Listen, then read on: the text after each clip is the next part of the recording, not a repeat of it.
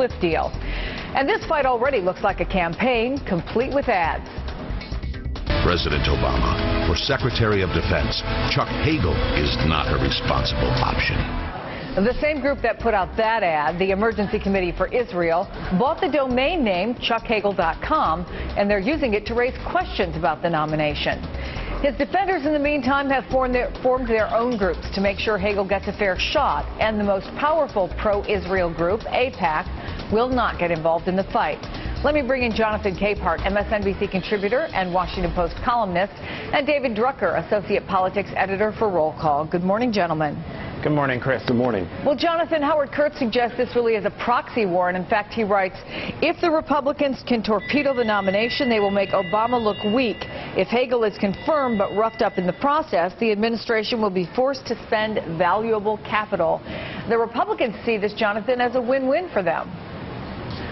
That may be. Look, the confirmation process has always been, or in recent times, a knockdown, drag-out, bloody battle for the president to get his picks into his cabinet. And coming after, losing the presidential election, losing seats in the House and the Senate to Democrats, the Republicans have been looking for a way to ding the president. They were able to ding him by denying him the choice of Susan Rice, the UN ambassador, to be the president's next Secretary of State. And so they view going after Chuck Hagel as being one more notch in this crazy war against the president, when a lot of people in the country want Congress to focus not so much on Chuck Hagel as they want them to focus on what's happening with sequester and the budget and the debt ceiling and other things that have direct impacts on people's lives. But from a policy standpoint, David, does this come down to Bush-era neocons see Hagel as a threat that reminds them he opposed the Iraq War? Well, he didn't oppose the war initially. He did oppose the surge. I think, for Republicans, this is about somebody whom they disagree with on policy, whom they never liked that much when he was in the Senate, simply because he wasn't the kind of senator that had a lot of friends, that played, the relationship game at a high level. And so it's not like he has solid friendships that can help Republican members of the Senate who serve with him overlook their policy disagreements with him.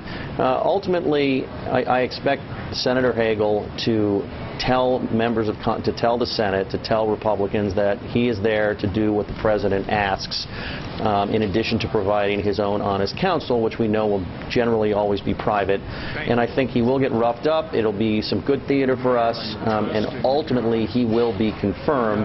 And my only caveat to that is Chuck Hagel's been very successful as a businessman before he was in the Senate. He's worth a lot of money, and if things can be dug up about his business background or his financial holdings, that would be problematic. I think that's the only way they really torpedo this nomination at all. Well, this morning on Morning Joe, Dan Senor kind of ticked off a list of controversial votes that his opponents are going to be pointing to.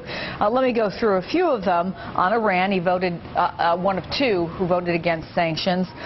He was against voting for sanctions in Syria. He wouldn't sign a letter to the EU to designate Hezbollah a terrorist organization. 88 people signed it. He didn't. If he really does have a problem here, Jonathan, is it going to be because the Republicans have made the argument he's outside the mainstream, or is it something we may not know about yet, as David suggests? It could be one or the other. That's why the confirmation hearings are going to be vitally important. Right now, as you said at the top of the show, both sides, the pro-Hagel people and the anti-Hagel people, are engaged in a bit of a campaign to sort of set the narrative for who this person could be as Secretary of Defense. But until he sits before the confirmation hearings and answer questions, tough questions from Democrats and Republicans alike on all of these issues, from his support of Israel to his criticisms of the Iraq War, the Afghanistan War,